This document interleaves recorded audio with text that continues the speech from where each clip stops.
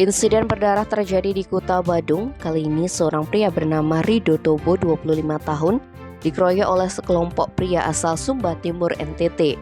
Tak hanya itu, korban juga ditebas dengan pedang oleh Rian Ridolov, 36 tahun.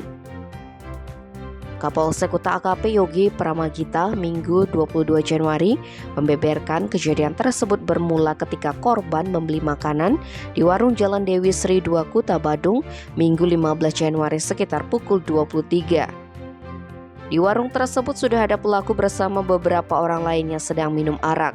Lalu Rido ditawari minum oleh pelaku dan pria asal Saburai Jua, Nusa Tenggara Timur ini menenggak hanya segelas. Diduga saat minum ini terjadi ketersinggungan antara pelaku dan korban.